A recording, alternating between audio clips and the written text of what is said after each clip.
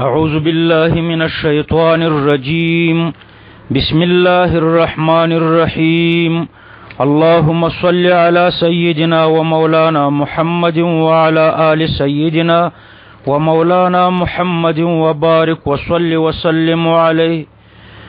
په کتاب الایمان کې اخیرنه بحث د زیادت او د نقصان فی الایمان ذکر کو. بحث زیادت و النقصان فی الایمان.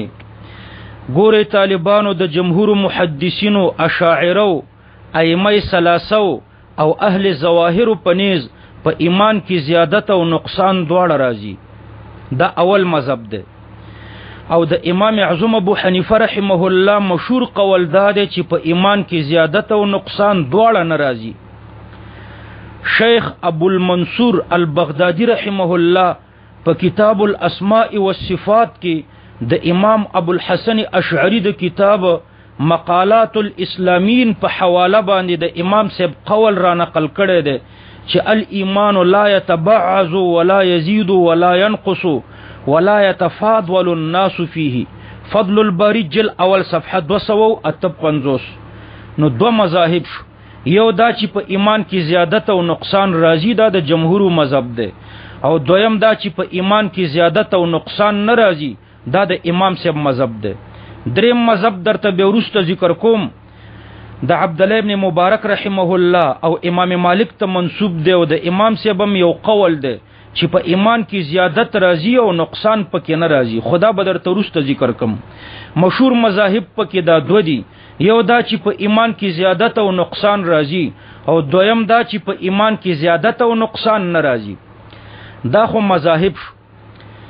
د اختلاف منشأ څه ده چې یو ډله وایي چې په ایمان کې زیادت او نقصان راځي، او بل ډله وایي چې په ایمان کې زیادت او نقصان نه راځي. نو ګورئ طالبانو، د اختلاف په منشأ کې دوه قوله درته ذکر کوم. اول د امام رازی رحمه الله او دویم د امام نووي رحمه الله. امام رازی رحمه الله فرمایي چې څوک چې ایمان بسیط ګڼي او وایي چې په ایمان کې زیادت او نقصان نه راځي، او څوک چې مرکب ګڼي او وایي چې په ایمان کې زیادت او نقصان راځي. نو ګوري په ایمان کې د زیادت او د نقصان اختلاف د بساطت او د ترکیب په اختلاف باندې بنا شو.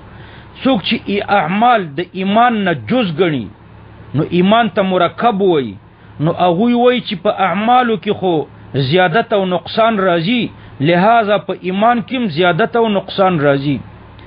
او څوک چې اعمال د ایمان نه جز نه ګڼي بلکې ایمان فقط د تصدیق قلبی نه عبارت وایي، نو تصدیق قلبی کې خو زیادت او نقصان نه راځي، لہذا د دوی په نسبانی په ایمان کې زیادت او نقصان نه راځي. دا د امام رازی رحمه الله تشریح و. دویم امام نووي رحمه الله فرمایي چې که اعمال د ایمان نه جز نشي بیا هم په ایمان کې زیادت او نقصان راځي. که جز شي بیا خو راځي، خو که جز نشي بیا هم راځي. هغه وایي ځکه چې د صدیقینو ایمان د عام خلکو د ایمان نه زیات دی. لیکن بیا محققین علما فرمایي چې په ایمان کې زیادت او نقصان نشته. د صدیقینو ایمان د عام خلکو د ایمان نه زیات نه دی بلکې قوي دی. طالبانو د امام اعظم ابو حنیفه رحمه الله مذهب دا شو چې الایمان لا یزید ولا ينقص. د لا یزید ولا ينقص معنا څه ده؟ ګورئ طالبانو، ایمان په دو قسمه ده. اول ایمان معلا چې کامل ایمان او ایمان مطلق مرتوي، او دویم ایمان منجی چې نفسی ایمان او مطلق ایمان مرتویلش. اول یعنی کامل ایمان چې ده دا اعلا درجه ایمان ده، هغه زیادت او نقصان قبلی. او دویم یعنی نفسی ایمان چې ده دا ادنا درجه ایمان ده، په دې کې زیادت او نقصان ناراضي. اوس کته اعتراض وکړي چې په ادنا درجه کې خو کمې ځکه ناراضي چې که په دې درجه کې کمې راشي نو یقین به ختم شي او شک او تردد به ترېنه جوړ شي. او شک او تردد ایمان نه ده، او زیادت خو پکې راتللی شي. نو د لا یزیدو څه معنا ده؟ نو تاسو ورته جواب ورکړئ چې د لا ينقصو معنا خو معترض ذکر کړه، چې لا ينقصو دا معنا چې که په نفس ایمان کې نقصان راشي نو شک او تردد به ترې نه جوړ شي، نو ایمان نقصان نه قبلی، ځکه چې شک او تردد په ایمان کې نه ځایږي. او د لا یزید معنا دا ده چې همدا نفس ایمان موقوف علیه ده د پاره د حرمت د خلود فی النار، د دې درجې نه بغیر بل پورته کومه درجه موقوف علیه د پاره د حرمت د خلود فی النار نه ده. حاصل دا چې که په نفس ایمان کې نقصان راشي نو تصدیق به ختم شي، نو ایمان به ایمان پاتې نشي بلکې شک او تردد بشي. او د نفي د زیادت معنا دا ده چې د دې مرتبه نه زائد بل کومه مرتبه د تحریم د خلود فی النار د پاره موقوف علیه نه ده. ابن حزم الظاهریم د دې قائل دی چې الایمان لا یزيد ولا ينقص، لکه امام صاحب چې ایمان کې زیادت او نقصان نه مني، نو ابن حزم الظاهریم وای چې الایمان لا یزيد ولا ينقص.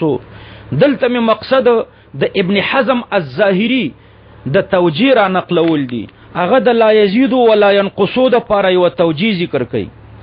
هغه فرمایي چې ایمان عبارت ده د تصدیق جازم نه چې احتمال د نقیض د جزم بن لري. نو اوس که په دې مرتبه کې نقصان راشي نو احتمال د نقیض د جزم به پکې راشي چې شک او انکار ده، او د شک او د انکار په صورت کې ایمان ختمیږي. فثبت ان الايمان لا ينقص، او کوم شي چې نقصان نه قبلي یا زیادت هم نه قبلي، ځکه چې دا قانون دی چې وما لا يحتمل النقصان لا يحتمل الزياده، لهذا الايمان لا يزيد ولا ينقص. علامه شبیر احمد العثماني رحمه الله فرمای چې یو ایمان دی دا زیادت او نقصان نه قبلی، ځکه چې په تصدیق کې زیادت او نقصان ناراضي. او بل التزام د شریعت دی چې مؤمن به ورتوي، او د ایمان د روح حیثیت لري، او دا زیادت او نقصان قبلی. په نصوصو کې د زیادت د ایمان صحیح تشریح اکثر غیر مقلدین او کمزرف خلق په امام سے باندې دا اعتراض کوي چې امام سے فرمایي چې ایمان کې زیادت او نقصان ناراضي، حالانکه په نصوصو کې د زیادت او د نقصان ذکر شوی دی. ګوري طالبانو دا خبره په یاد لري چې په نصوصو کې د ایمان د زیادت ذکر شته، لیکن د ایمان د نقصان ذکر په قرآن او په حدیث کې نشته. حافظ ابن تیمیہ رحمه الله فرمایي چې د ایمان د نقصان ذکر په نصوصو کې نشته. کشف الباری جل اول صفحه 590، فضل الباری جل اول صفحه 259. صرف په یو حدیث کې د زنانو په باره کې د ناقصات عقل و دین جمله ده، لیکن الته د دین سره د نقصان لفظ ذکر شوی دی، د ایمان لفظ الته نشته. او د ایمان د زیادت ذکر په ډیرو نصوصو کې راغلی دی. کېدلی شي چې د امدې وجنه د امام مالک رحمه الله مسلک داسې را نقل شوی وي چې الایمان یزید ولا ينقص، ایمان کې زیادت راځي خو نقصان پکې نه راځي. د امام صاحب نم یو قول هم داسې را نقل شوی دی چې په ایمان کې زیادت راځي خو نقصان پکې نه راځي، او هم داسې قول د عبد الله ابن مبارک رحمه الله نم را نقل شوی دی. لیکن د احناف مشهور قول دا دی چې الایمان لا یزید ولا ينقص. نو اوس اعتراض راځي چې په نصوصو کې خود ایمان د زیادت ذکر دی او احناف خود زیادت نفی کوي، نو د دې اعتراض د پاره ډیر توجیهات دي. اوله توجیه ورته دا ده چې ګوري په نصوصو کې زیادت د ایمان په اعتبار د نور سره ذکر شوی دی، یعنی د زیادت تعلق د نور ایمانی سره ده. الله پاک په یوځه کې فرمایي افمن شرح الله صدره للاسلام فهو على نور من ربه. نو زیادت د ایمان دا په اعتبار د نور سره ده. نو یو نفس ایمان ده بل نور ایمانی ده. په نفس ایمان کې زیادت او نقصان ناراضي او په نور ایمانی کې زیادت او نقصان راځي. نو ګوره یو رایا دا شو چې په نفس ایمان کې زیادت او نقصان راځي. دویم رایا دا ده چې په نور د ایمان کې زیادت او نقصان راځي، په نفس ایمان کې نه راځي. نو د احناف قول دا دویم دی چې په نور د ایمان کې راځي، په نفس ایمان کې نه راځي. یو رایه دا شو چې په نفس ایمان کې راځي. نو دا د رایو اختلاف دی، د آیات سره اختلاف نشته او د نصوص سره اختلاف نشته. دویمه توجیه دا ده چې په نصوصو کې زیادت د ایمان په اعتبار د مؤمن به سره ذکر شوی دی. مثلا اول یو حکم نازل شو نو ایمان ور باندې ضروری شو، بیا بل حکم نازل شو نو په هغه باندې ایمان راوړل ضروری شو. وهلم جرا نو مؤمن به زیاتېدلو، د مؤمن به د زیادت په اعتبار سره الله پاک د ایمان او زیادت ذکر کړی دی. نو ګوره دلتم دو شیان دي، یو مؤمن به دی او یو نفسی ایمان دی. بعد یو رایه دا ده چې په نفسی ایمان کې زیادت راځي، دویمه د رایه دا ده چې په مؤمن به کې زیادت او نقصان راځي.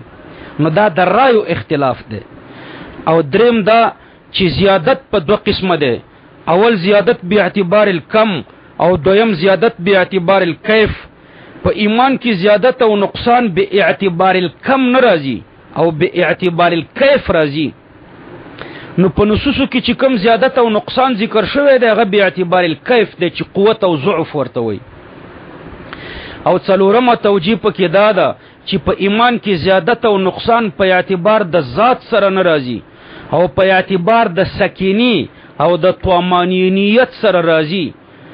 كما قال الله تعالى فأنزل الله سكينته على رسوله وعلى المؤمنين. تر دې پورې عام شارحین داسې تحقیق کوي چې دا ما درته ذکر کړو. د شیخ الاسلام شبیر احمد العثماني رحمه الله تحقیق درته په اخر کې ذکر کوم او بیا د زیادت او د نقصان مسأله ختمو. شیخ الاسلام شبیر احمد العثماني رحمه الله د زیادت او د نقصان د ایمان په باره کې یو تحقیق کړی دی. داغه د تحقیق خلاصه دا ده چې د سلفو او د امام صاحب د تحقیق په مابین کې صرف د اجمال او د تفصیل فرق دی. یعنی د محدثین او د محققین په مابین کې فرق صرف د اجمال او د تفصیل دی. د سلفو عبارت داسې دی چې الایمان معرفة بالقلب واقرار باللسان وعمل بالارکان یزید بالطاعة وینقص بالمعصیة. د دوی په عبارت کې په اوله جمله کې په مرجئه او رد او په دوهمه جمله کې په معتزله او خوارج رد ده. اول په مرجئه او رد کوي ځکه چې په هغه وخت کې مرجئه زیاتو. نو د سلفو د قول تفصیل دا دی چې مرجئه وایي چې اعمال هدر او لغو دي. نو سلفو فرمایل چې ایمان د دریو شیانو مجموعه ده، تصدیق بالقلب، اقرار باللسان او عمل بالارکان. نو اعمال څرنګه هدر او لغو شو؟ او رسته په معتزله او خوارج رد کړو چې یزيد بالطاعه وينقص بالمعصيه. یعنی اعمال صرف اسباب دي لپاره د زیادت او نقصان د ایمان، نور په انتفاع د اعمال او انتفاع د ایمان ناراضي. نو اصلي ایمان صرف تصدیق بالقلب او اقرار باللسان ده چې د دوی په انتفاع سره انتفاع د ایمان راضي.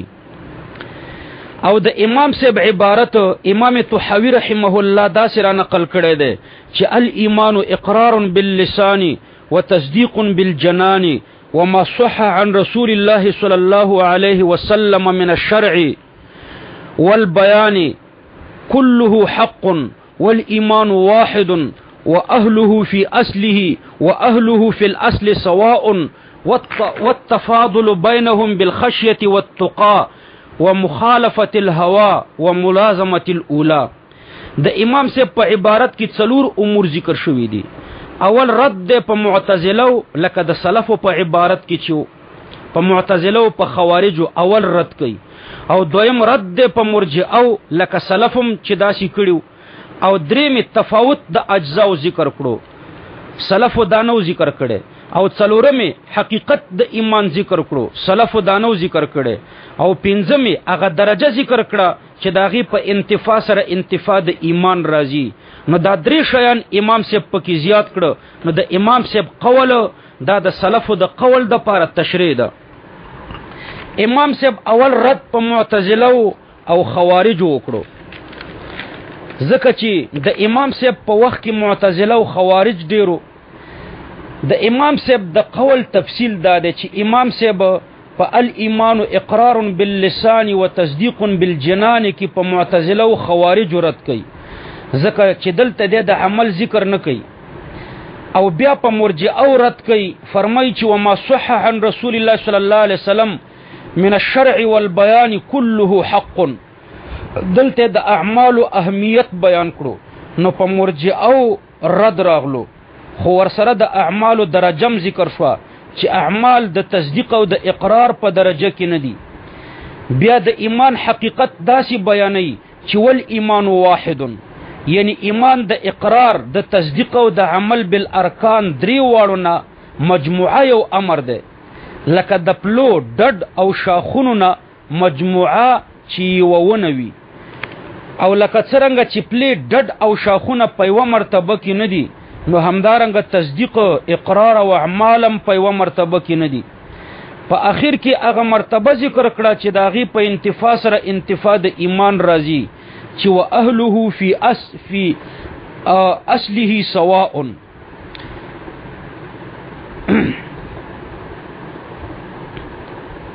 لکه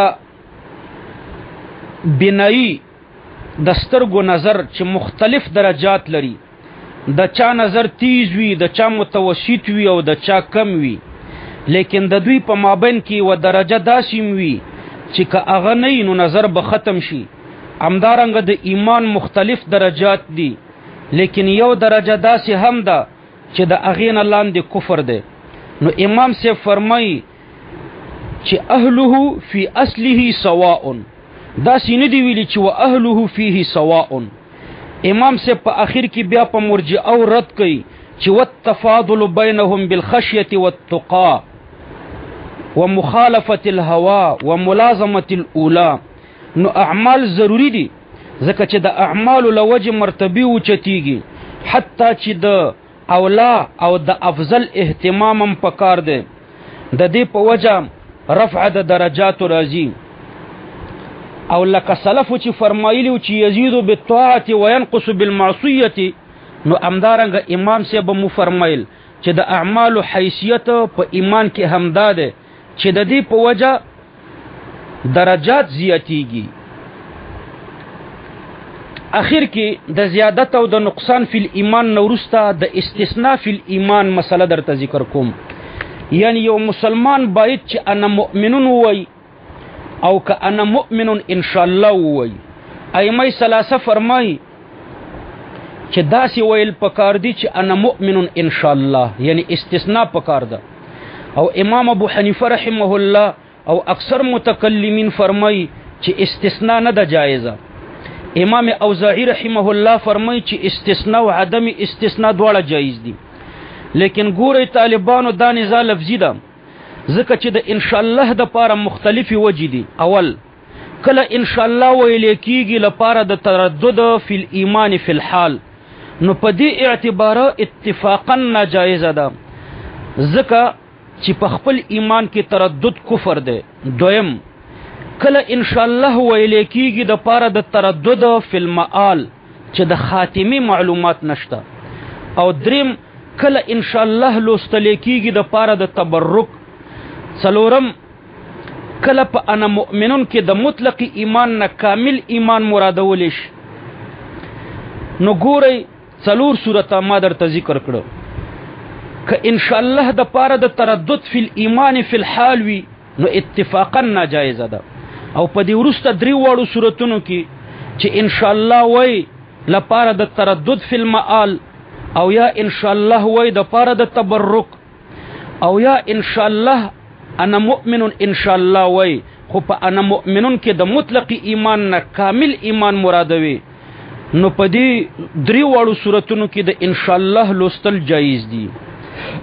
اخر به یو بل مسلم درته ذکر کم، نور به بیا حدیث شروع کو. د ایمان او د اسلام په مابین کې څه نسبت ده، نو په دې کې درته څلور قول ذکر کوم. اول قول پکې دا دی چې د ایمان او د اسلام په مابین کې نسبت د عموم او د خصوصي مطلق ده، اسلام عام دی مطلق انقیاد توي او ایمان خاص دی انقیاد باطنی توي فکل ایمان اسلام ولا عکس.